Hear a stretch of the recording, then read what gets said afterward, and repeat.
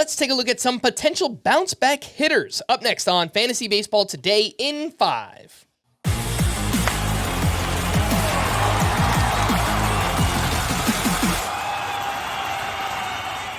Welcome into FBT in 5 on Thursday, December 5th. I am Frank Stampfl, joined by Chris Towers.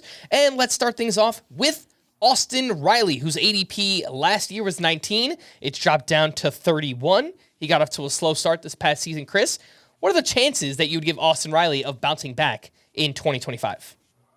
Very good. I think this is actually one of the easiest calls in fantasy this season. I have him ranked a little higher than his ADP. He's my number 27 overall player.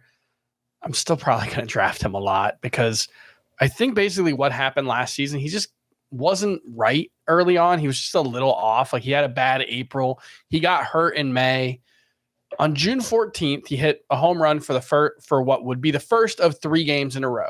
And from that point on, he hit 292 with a 45 homer pace before his season ended with a fractured hand in mid-August. Despite the slow start, his xWOBA was within 5 points of 2023. It was within 5 points of 2021 as well. I think we just didn't see Austin Riley get enough time to get his numbers right. I'll take any discount you want to give me for him. What about Bo Bichette? His ADP last year was 38. It's all the way down to 144. Now, he has suffered a lot of injuries to his right leg, so perhaps, that has compromised him a bit as a player here. But, Chris, he's still in his prime. He's entering a contract year. Your thoughts on Bo Bichette potentially bouncing back? This is a type of player I think you always want to bet on. He's an in his prime all-star caliber player who had one bad injury-riddled season. Like, I know there were a lot of people who were down on Bo Bichette last year, had him as a bust. Nobody thought he was going to be as bad as he did. He hit over a 5-year span before last season. He hit 299 with an 827 OPS. He was basically at least an 800 OPS every single season. The quality of contact skills look very similar. The amount of contact he made looks very similar. I even think we will see Bo Bichette run a little more this season after a couple of seasons where he stopped. I know he dealt with a calf injury a lot last year. Sprint speed way down as well, but it's a contract year. I'm willing to bet on the 27-year-old going into a contract year to bounce back, hit 290 again. I could see a 2020 season for Bo Bichette. Let's talk about Adolis Garcia, who last year the ADP was 43. It's all the way down to 136. And he's one where the age is starting to get up there a little bit. He's suffered injuries to both knees. Chris, what are the chances that Adolis Garcia bounces back? Yeah, worst quality of contact of his career. 393 expected WOBA on contact was the lowest of his career.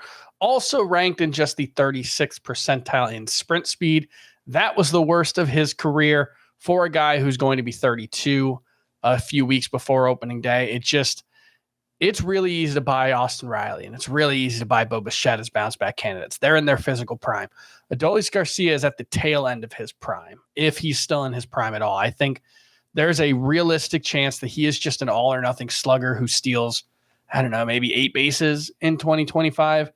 It's not a profile worth paying up for. It's not a profile worth chasing. If he falls in a draft and I need, a little bit of cheap power, maybe I could see myself drafting him. But even as ADP, what'd you say it is? 120 something? 136. 136. Even that, I just don't know if the juice is worth the squeeze there. Let's talk about Adley Rutschman, whose ADP last year was 50, and it dropped down to 66 so far in early drafts. It's not a huge drop, but he got off to this great start, dealt with a hand injury, and then was really, really bad from July on, basically. Chris, do you think Adley Rutschman could get back to the player we saw the first 2 years of his career? Yeah, again, you're talking about a guy who is in his physical prime, 25 or 26 years old, had a strong track record up until June 27th of last season, took a foul ball off his hand. From that point on, he hit 189 with an ISO of 89. Oof. And a 279 on base percentage. He was legitimately not useful for the final 3 months of the season. It's a credit to him that he played through it. It's a credit to him that he was able to remain, such an important part of the Orioles defense and everything that goes into it. But he just wasn't right. And I think that's pretty clear when you look at the quality of contact, even the plate discipline from that point on wasn't quite the same. His swing decisions weren't quite as good. He just wasn't healthy, even though he was able to play through it. So this is another one where you got a player in his prime. You have a reasonable argument for why he was so bad in the second half of the season. Not only do I think he's a candidate for 2025, I think he's a dark horse MVP candidate. Arguably the best player on one of the best teams in baseball. If he has a big bounce back and the Orioles go out and win 95 plus games again, I think Adley Rutschman is going to get some MVP votes. I think this is one of the easier calls again. All right, for more extensive fantasy baseball coverage, listen to the Fantasy Baseball Today podcast on Spotify, Apple Podcasts, or anywhere else podcasts are found. Thanks for listening to Fantasy Baseball Today in 5, and we will be back again on Saturday. Bye-bye.